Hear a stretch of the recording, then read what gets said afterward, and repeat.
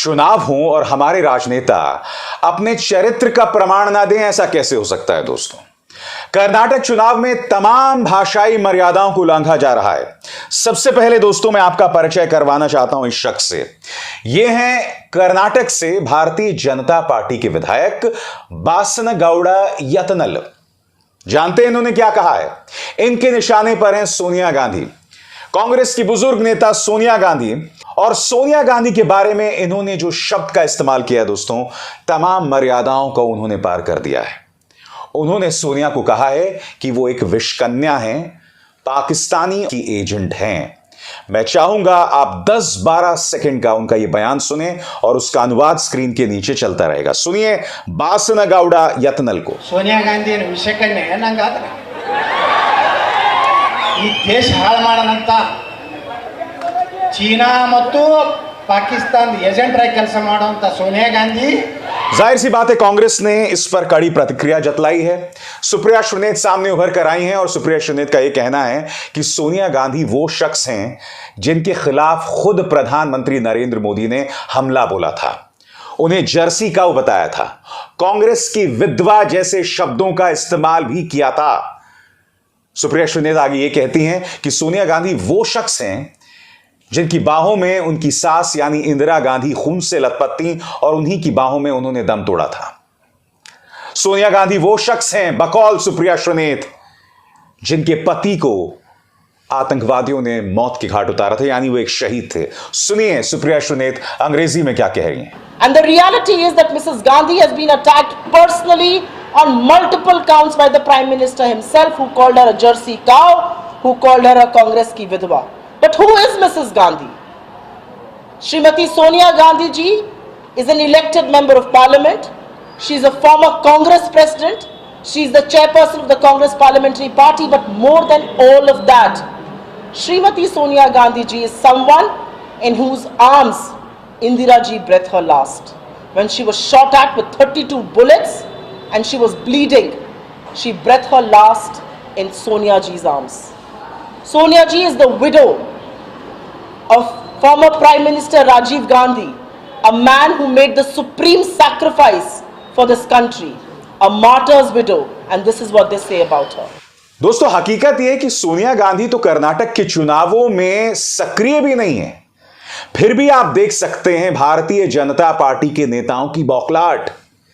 इस कदर हमला किया जा रहा है, तमाम हदों को पार किया जा रहा है।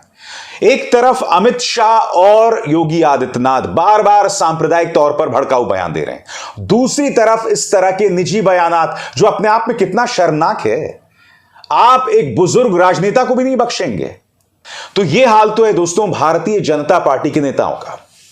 मगर क्या कांग्रेस पीछे? नहीं साहब, इस हमाम में सभी उसी अंदाज़े बयान में है।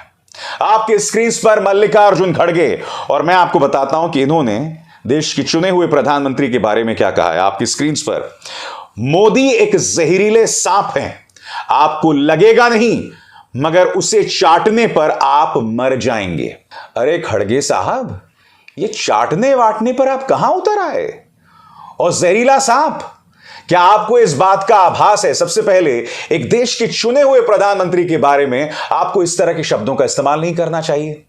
नंबर 2, आप यह भी जानते हैं कि भारतीय जनता पार्टी इस मुद्दे को राजनीतिक तौर पर कितना भुनाएगी। प्रधानमंत्री अपनी हर रैली में कहते हैं कि मेरे खिलाफ वो लोग नारे लगाते हैं कि मोदी तेरी कब्र खुदेगी, मुझे रोज 2-2, 3-3 किलो गालियां पड़ती हैं। तो विक्टिम कार्ड खेलने में आप जानते हैं भारतीय जनता पार्टी कैसी है। और मीडिया कहने लगा है कि क्या इससे कर्नाटक के चुनाव पलट जाएंगे। मैं चाहूंगा कि 10-12 सेकंड का आप बयान सुने मल्लिकार्जुन खड़गे का, फिर मैं उसकी चर्चा करता हूं। मत ನೀವೇನಾದರೂ ತಪ್ಪು ತಿಳ್ಕೊಂಡ್ರಿ, ಮೋದಿ ಅಂದ್ರೆ ಈ ವಿಷದ ಹಾವಿದ್ದಂಗೆ। ನೀವಂದ್ರೆ ಇದು ವಿಷ ಅದ ಇಲ್ಲ ನೋಡೋಣ, ಸ್ವಲ್ಪ ನೆಕ್ ನೋಡೋಣ ನೆಕ್ಕಕ್ಕೆ ಹೋಗಿರಿ, ನೆಕ್ಕರು ಸತ್ತ। तो अपने पांव पर कुल्हाड़ी मारने का काम किया है कांग्रेस ने, मगर उससे भी बड़ी बात इस तरह की शब्दावली का इस्तेमाल क्यों करना जिसके लिए आपको बाद में जाकर माफी मांगनी पड़े। मैं आपको बतलाना चाहता हूं दोस्तों कि मल्लिकार्जुन खड़गे ने अपने इस बयान पर माफी मांगी है, जिसका स्वागत किया जाना चाहिए, क्योंकि जिस भाजपा के नेता ने सोनिया गांधी को विषकन्या बताया था, उसने बिल्कुल नहीं माफी मांगी है। मैं आपको बतलाना चाहता हूं मल्लिकार्जुन खड़गे ने क्या कहा। मैं सिर्फ यही कहना चाहता हूं कि हमारे वैचारिक मतभेद हैं।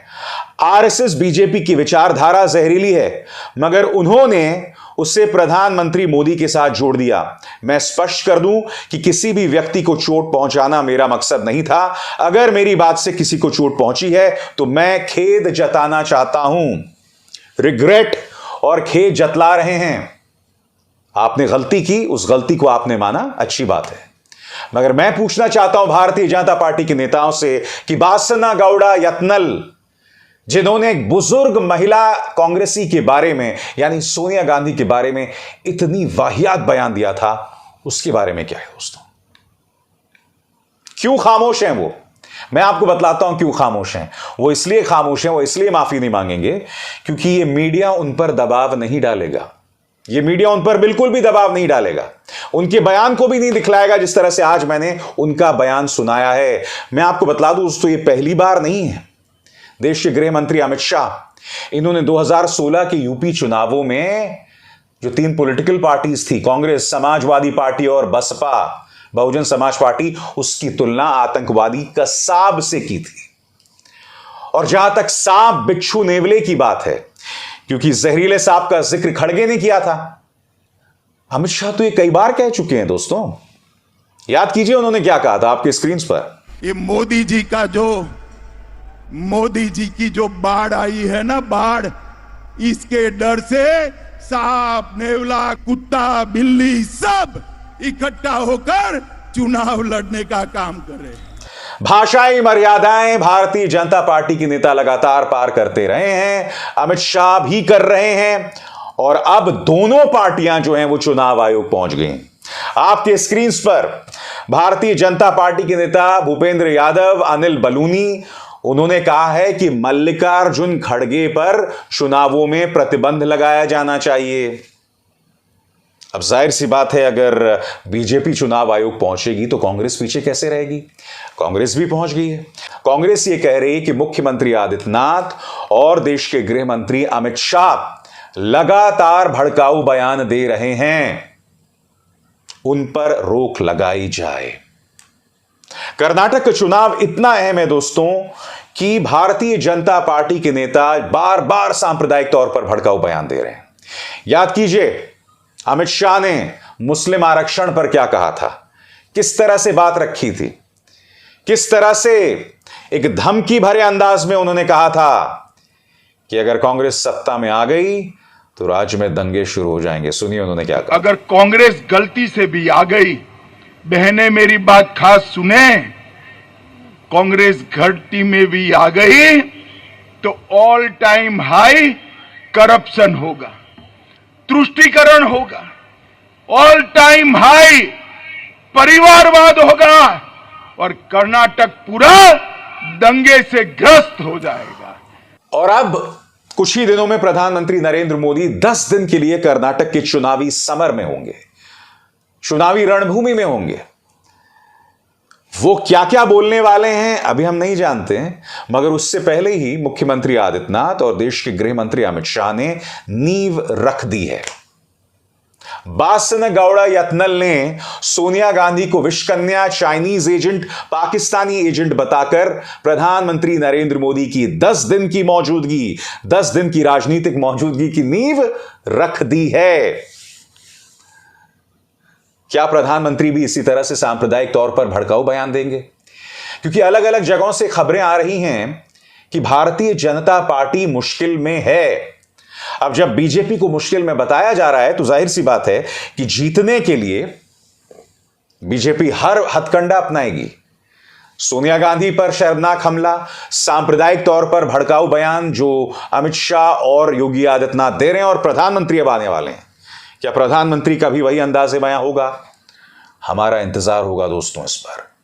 बहरहाल अपील कांग्रेस और बीजेपी दोनों से, चुनाव हैं, कृपया इन चुनावों में अपने चरित्र का प्रमाण पत्र पेश मत कीजिए, भाषाई मर्यादाओं पर ध्यान रखिए। अभिसार शर्मा को दीजिए इजाजत। नमस्कार।